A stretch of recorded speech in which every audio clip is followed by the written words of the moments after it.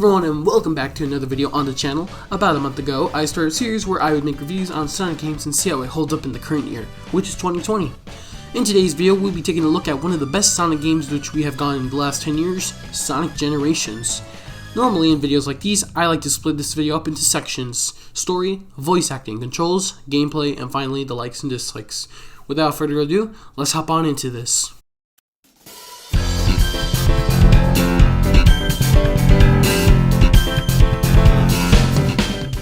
Starting off with the story, it goes that after being defeated by Sonic in Sonic Colors, Dr. Eggman is left stranded in outer space with his robot henchmen Orbot and Cubot.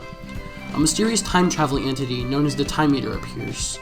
Eggman, realizing its potential, uses it to go back in time and team up with his past self. The two convert it into a robot and to erase their past defeats from history. The Time Eater proceeds to attack classic Sonic as he travels through Green Hill at the beginning of the original Sonic the Hedgehog, and interrupts a birthday celebration being held for the present modern Sonic and his friends, scattering them. Modern Sonic awakens in white space and rescue Tails after traveling and reviving color and life to Green Hill. Modern Sonic and Tails eventually meet their classic counterparts and form an alliance to restore their world. The two travel through many locations from their past they find in the white space, restoring them to normal. They rescue many of their friends, including Knuckles, Amy, Rouge, Cream, Blaze, and the Chaotix, while battling old enemies for the Chaos Emerald as well. Both Sonics eventually confront the two Doctors, who overpower them using the Time Eater. However, the two Sonics use the Chaos Emeralds to transform into their super forms and defeat the Time Eater, restoring the timeline to normal.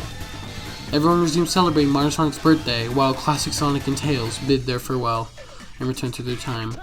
Meanwhile, both classic and modern Eggman are left trapped in white space. And that's about it for the story, but something I do want to mention is I'm curious about how Eggman escapes in white space, but it's Sonic, they need him in the next game, so whatever.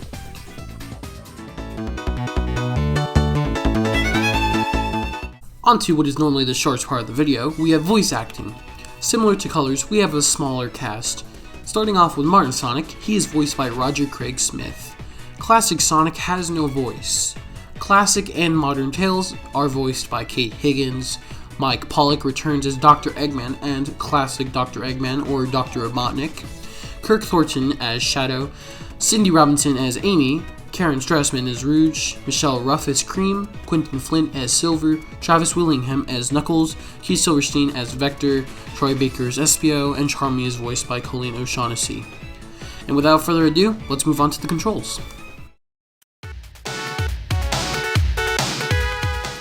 Alright everyone, now that we are on the controls, let's talk about how this game controls in two different styles. There are two different ways to play this game.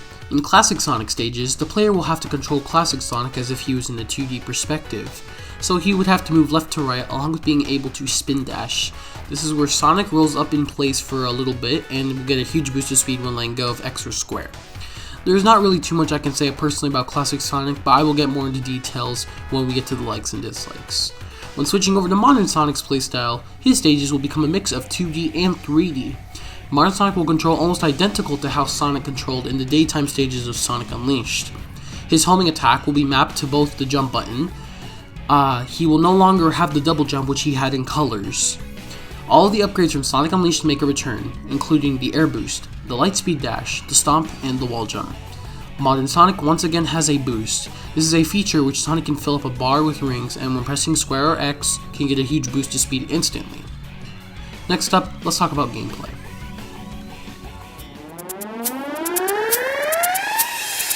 Sonic Generations has a total of 9 stages, which consist of Green Hill, Chemical Plant, Sky Sanctuary, Speed Highway, City Escape, Seaside Hill, Crisis City, Rooftop Run, and finally Planet Wisp. Each of these stages are a highlight from the corresponding Sonic games throughout the years. Each zone has 2 acts, one for classic Sonic and one for modern Sonic. When you first enter these zones, they will be all white in the hub world with no color or life. However, when a Sonic runs and completes the stage, they will have brought back some color and some life. When both Sonics run and complete the stages, all the color and all the life will be restored, freeing Sonic's friends from the creepy white limbo that they were in. When the player eventually beats all 3 zones with both Sonics, you will unlock missions. The missions are necessary because when you complete a mission, you will have access to collecting a key from the zone, which is required to open a boss gate. Doing all the missions for a zone as both Classic and Modern Sonic will let you see that all the color will restore to the hub world for that one zone. There are a total of 5 missions for each Sonics to do. To get a key to access the boss gate, however, you will only need to do one mission for either Classic or Modern Sonic. Another side quest that is needed to complete in the game is the rival battles. Each era of the game has one. The Classic era has Metal Sonic. This is the only rival battle which will be completed with Classic Sonic. The rival of the Dreamcast era is Shadow the Hedgehog. This rival battle and the next one will only be fought by Modern Sonic. Finally, the Modern era has Silver as the rival battle. Completing each rival battle, the rival will give you a Chaos Emerald. To beat the game, you will need all 7 Chaos Emeralds. Please know, there are 4 bosses in the game. The Classic era has the Death Egg Robot. This is the only boss which will be fought with Classic Sonic. Moving onward to the Dreamcast era, the boss is Perfect Chaos. The Modern era boss is the Egg Dragoon. This one is new because the boss in the game Sonic Unleashed was only fought when Sonic was in his Werehog form. At the end of the game, the final boss is the Time Eater. It is the creature which allowed Dr. Eggman to go back in time and undo his past defeats. The final boss is a combination stage which allows you to control both Classic and Modern Sonic in their super forms. You will chase down the Time Eater throughout time, however do be warned you can lose rings, and if the ring counter hits 0, you will lose a life.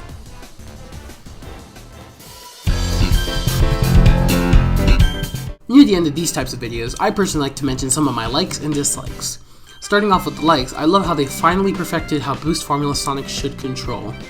I really don't know how they could have ever messed this up. Forces. They really expanded on Modern Sonic and he controls perfectly, and I really don't have too many issues to say about him. Another thing I like is the whole concept of bringing back Classic Sonic. After all, we haven't seen him in years before this game. Too bad we'll see him so many times after this. Mania. Forces. Another thing I like for this game is the soundtrack. Sure, it does not have many new or original tracks, but it has some amazing remixes on some of the old music from past titles. I mean, they literally got Crush 40 to come back and sing Open Your Heart during the Perfect Chaos fight. I mean, like... And then, after that, they got the Big Arms theme remix for Sonic Generations 3DS, which is the best remix for Big Arms. I mean, like, oh my god, just hear it yourself.